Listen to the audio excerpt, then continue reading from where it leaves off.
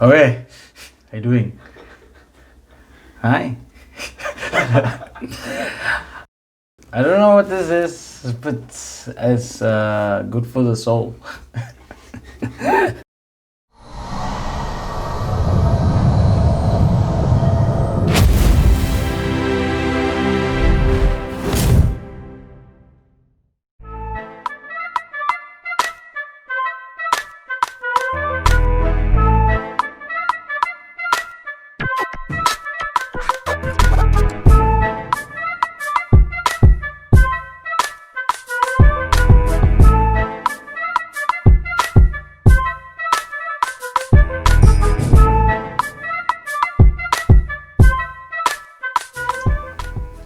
Welcome back to the Mantra College Bhagavad Gita Explained.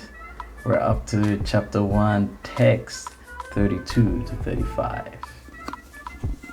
Kim no rajena Govinda, kim bhoge jivetena va, yeshamate kankshitam no rajam bhoga sukhani cha, taime vastita yude, ranastakta dhanan nicha, ajya pritara putras, tateva cha pitamaha, matulya swasura potra, sharya sambadinas tatha, etana hatumichami, natopi marusudana. 2,000 years later.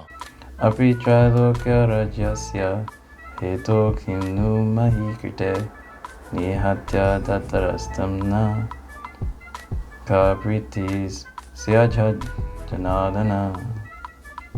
Translation. Do you want to know what it is?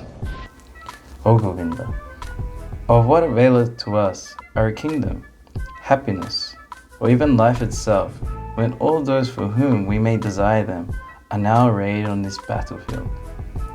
O Madhusudan, when teachers, fathers, sons, grandfathers, maternal uncles, fathers-in-law, grandsons, brothers-in-law, and other relatives are ready to give up their lives and properties and are standing before me, why should I wish to kill them, even though they might otherwise kill me? O maintainer of all living entities, I'm not prepared to fight with them, even in exchange for the three worlds, let alone this earth.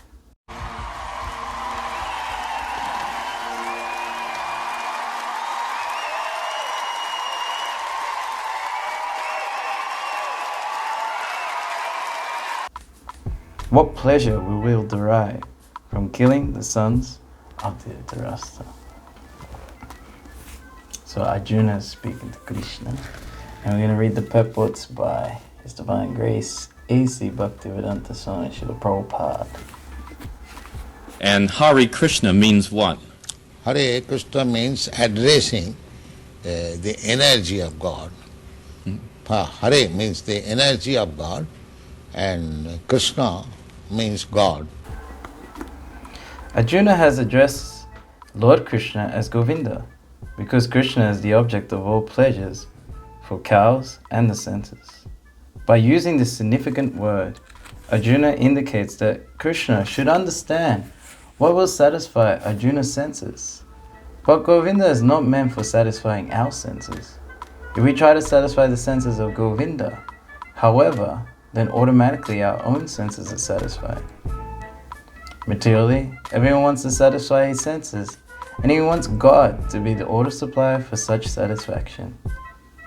The Lord will satisfy the senses of the living entities as much as they deserve, but not to the extent that they may covet.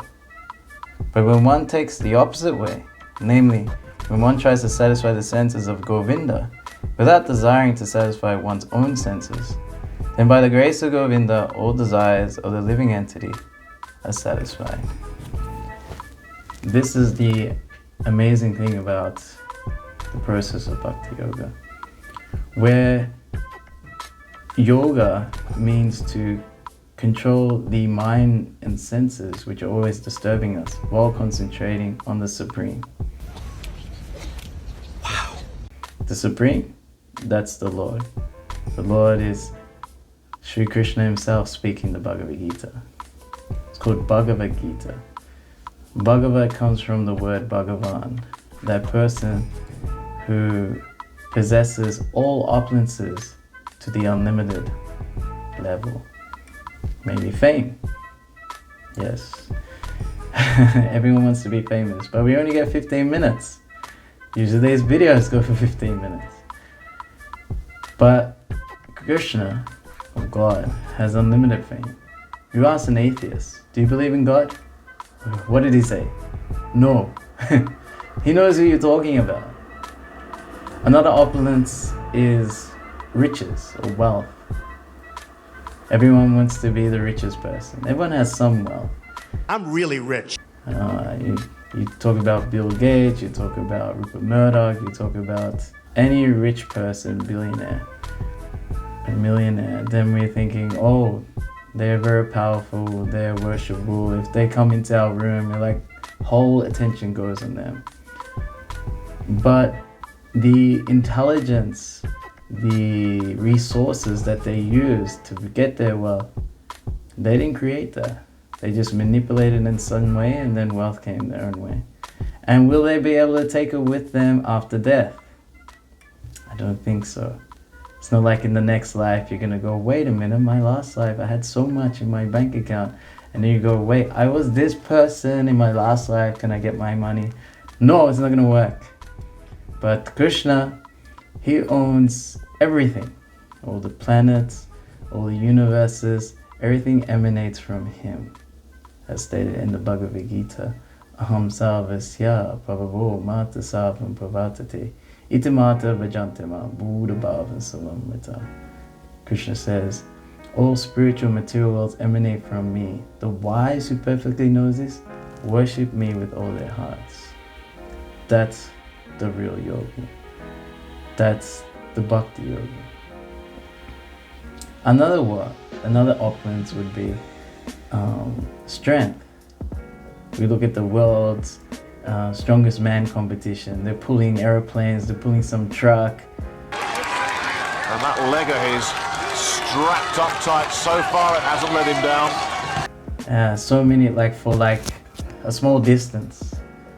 But Krishna says in the Bhagavad Gita, all the planets are in orbit by my arrangement. I put them into orbit. It says they're in the fist of the hand of the Supreme Lord. We think we're so powerful throwing different airplanes or rocket ships and satellites into the sky. But who is putting the planets, which are like big ships, into the sky and orbiting? Just by his energy, Krishna is doing it. Unlimited strength he has. And then we have beauty. You look at your Miss Universe, your Miss World, and it's like, yes, again, all attention onto them. The most desirous personalities. Oh yes, if only I could have such a girlfriend, such a wife, such a husband. Very beautiful. But does that beauty last? The beauty queen of today is just a bag of bones in the future. Not like this. Not like this. But Krishna, he never gets old. You can think of the most beautiful person in the universe, in your imagination, in your dreams, but they still don't come close to Krishna. A name for Krishna is Madan Mohan. Everyone's bewildered by Madan or Cupid.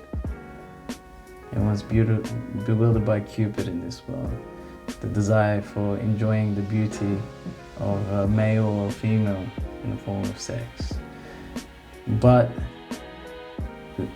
that bewilderer, that Cupid, is bewildered by the beauty of Krishna. So who better person to go to for beauty? And next one is knowledge.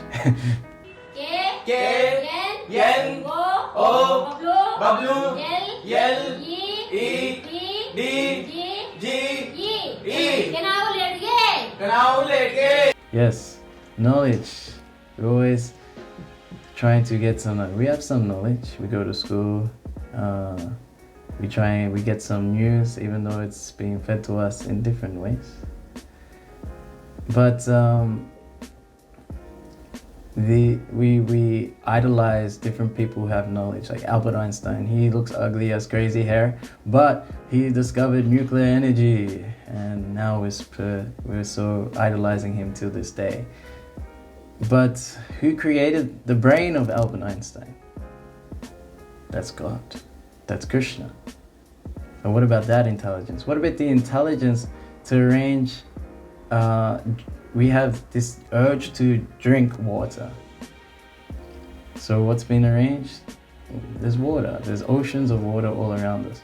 But the water can go bad. So alright, you put some salt in there. But you can't drink salt water. That's okay. We'll put a sun in the sky. And then the sun evaporates the water, creates clouds, rains on the mountains. And if it's really cold, they'll turn into ice caps. And then melt and they come as fresh water, rivers, and they come towards us on the lower levels below the mountains. Such an arrangement, how can you think it was by chance?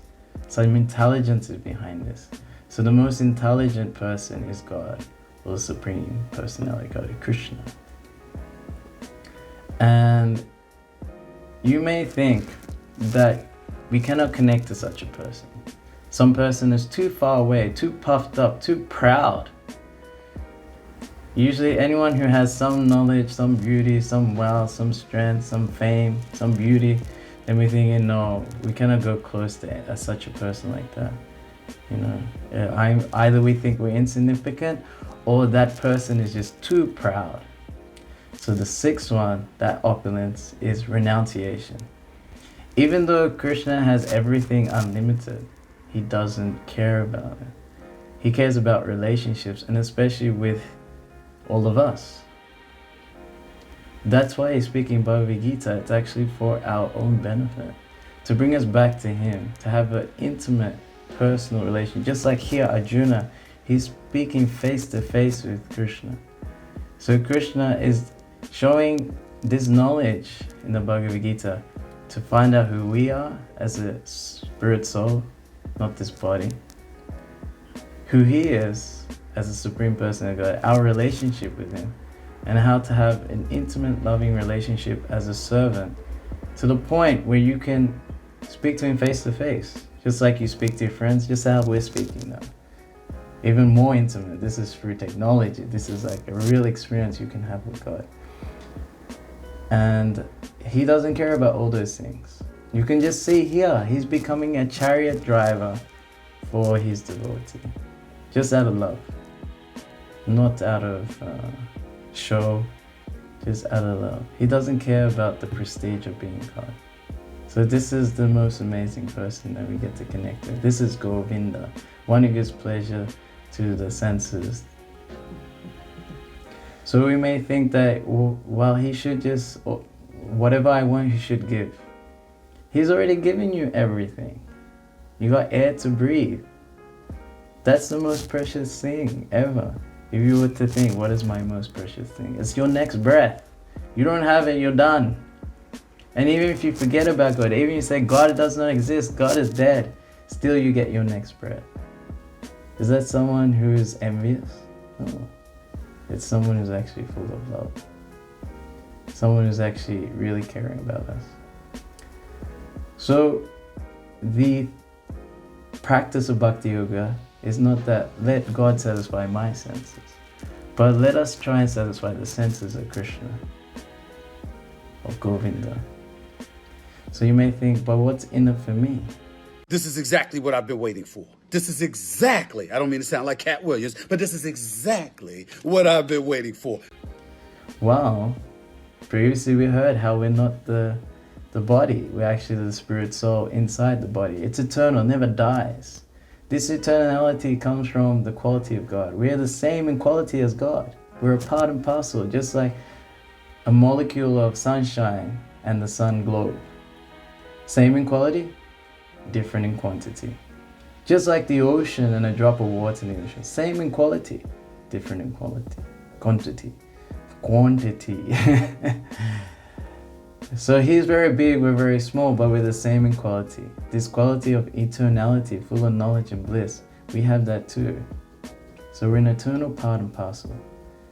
And the purpose of our life, the purpose of Bhagavad Gita, the purpose of bhakti-yoga is to make that connection through loving service, giving pleasure to Krishna's senses.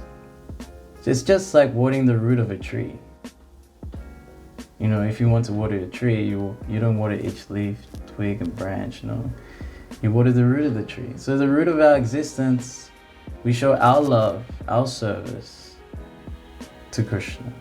And in that way, we get so much satisfaction, fulfillment, and happiness beyond our own capacity to make ourselves happy. And that includes friends, relatives, people you don't even know. Because that number one desire of Krishna, because we are like his children, we're coming from him, is that he wants our happiness. And that real happiness can only happen when we have connection to him, when we water the root of our existence. So that's what Krishna is trying to tell Arjuna here. I want to eliminate all this burden of demoniac leaders of the planet. And I want you to be my instrument. Arjuna's deep affection for community and family members is exhibited here, partly due to his natural compassion for them. He is therefore not prepared to fight. Everyone wants to show his opulence to friends and relatives, but Arjuna fears that all his relatives and friends will be killed on the battlefield, and he will be unable to share his opulence after victory. This is a typical calculation in material life. So material life is just a reverse. You do one thing, then another thing falls down. You fix one part of the car, and the other part breaks. So whatever happens in our lives, there's always some perplexity. It's never perfect. There's always something missing. You know, you get that job, but your boss is a slave driver. Or you get that car, and after a month, it's just a car. You know, even if you had a Lamborghini, you couldn't care less anymore. You know, you even get that beautiful girlfriend, and after some time, you don't want to see her anymore. One of our great spiritual teachers said, you know, you meet someone, and it's just like an ocean of good qualities. Then you walk around that pond of qualities and you never want to see that person ever again. Material life is like that. Chewing the chewed. Just like getting chewing gum. Maybe in high school you get it from underneath the table, start chewing, trying to get some juice out. But all you could do is just spit it out and you never want to deal with it ever again. This is material life. The transcendental life, however, is different. Since a devotee wants to satisfy the desires of the Lord, he can, Lord willing, accept all kinds of opulence for the service of the Lord.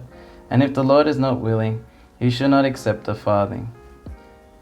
Arjuna did not want to kill his relatives, and if there were any need to kill them, he desired that Krishna them kill them personally. At this point, he did not know that Krishna had already killed them before they coming into the battlefield, and that he was only to become an instrument for Krishna. This fact is disclosed in following chapters. So Arjuna is calculating. What is the point if alright, you want me to take over the throne, we want you, my older brother and us to take over the empire of the world. Fine, you want this. But why do I have to kill my close relatives for?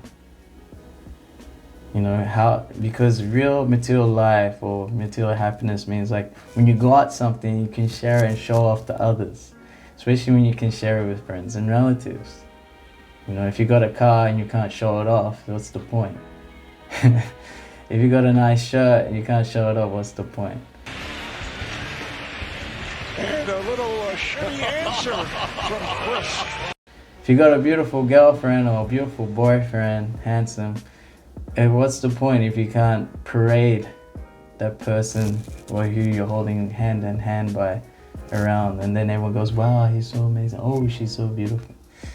what's the point? That's like a higher enjoyment. Not that you just enjoy it together or the object itself. So Arjuna is saying this thing, like, if we take the kingdom, who are we going to share it with? Who are we going to show it off to? As a natural devotee of the Lord, Arjuna did not like to retaliate against his miscreant cousins and brothers, but it was the Lord's plan that they should all be killed. The devotee of the Lord does not retaliate against the wrongdoer, but the Lord does not tolerate any mischief done to the devotee by the miscreants. The Lord can excuse a person on his own account, but he excuses no one who has done harm to his devotees. Therefore the Lord was determined to kill the miscreants, although Arjuna wanted to excuse them. So Krishna doesn't take any offense himself. Even though these atheists may blaspheme the Supreme Lord, he doesn't exist, he's dead, he's envious, he doesn't care for us. There may be a God, but why is he making earthquakes and plagues and viruses, and why is there death and disease? He's not a loving God. Why God? Why God? So that's due to a poor fund knowledge, due to no relationship with him. And the devotee of God has these qualities as well. If someone does some wrong to me, then it's not in my interest to do wrong to them. There's a nice story. It's about the noble bear. So one time, there was a hunter in the forest. And this hunter was killing animals. All of a sudden, there was a tiger, and the tables had turned. And the tiger is chasing this hunter, and the hunter's on the run. The hunter finally finds a tree, climbs right up to the higher branches. But in this tree, there's a bear. And then the tiger starts to speak. Hey bear, kick down this hunter. He's our enemy. He's been killing animals all over the forest. Kick him down and I'll eat him. Then the bear spoke. No, I will not kick him down. Here's my guess. It is my duty to give him shelter. No, you rascal, why you do this? Hey hunter, kick this bear down and I'll eat him instead of you. Then this hunter starts kicking the bear down. Kicking him. The bear starts falling, but he just grabs a branch and then slowly climbs back up like this. The tiger says, you see, he double-crossed you, he backstabbed you. Kick him down now and I'll eat him. The bear said, no, here's my guess and I should give him shelter. Just because he misbehaved doesn't give me an excuse to misbehave. So this is the nature of a noble person, a noble bear. That even though people may do mistreatment to us, doesn't mean we should do it to them. Wow. And you can see in the following verse that it's been put out how much misbehavior, mistreatment has been done to Arjuna and his brothers. They tried to poison Bhima, they tried to set their house on fire, they tried to take their land away from them, they attacked them with deadly weapons, they tried to kidnap their wife, even tried to disrobe her in public. But Krishna, he cares about the welfare of all, and he cannot take such offense towards his devotee. He cannot take this, and he wants them removed. And actually that's also his mercy. Just like we heard in the last video, someone gets a life sentence or 3 life sentences, you could say. Then they are purified from that murderous activity.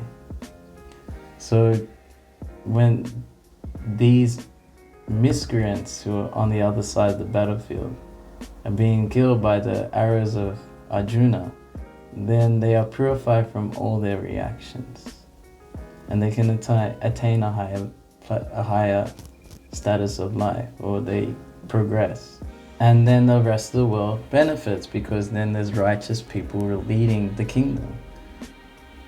So Krishna's plan is a holistic plan, and he knows this universe inside it. He knows our heart and the troubles that we're going through. He's in the heart as well, and he can see it all. He's the closest friend. So as the closest friend of all living entities, he doesn't envy no one. He's sitting even in the heart of different animals like snakes and worms and pigs and dogs and cats, even in trees. He's there watching to see, what can I do to bring this living entity back to the spiritual world, back to the world of eternal bliss and knowledge. This is Krishna's plan, and this is what Krishna wants to give us in the form of Bhagavad Gita, the roadmap back home, back to the spiritual world. Thank you very much. We'll see you next time. More Bhagavad Gita.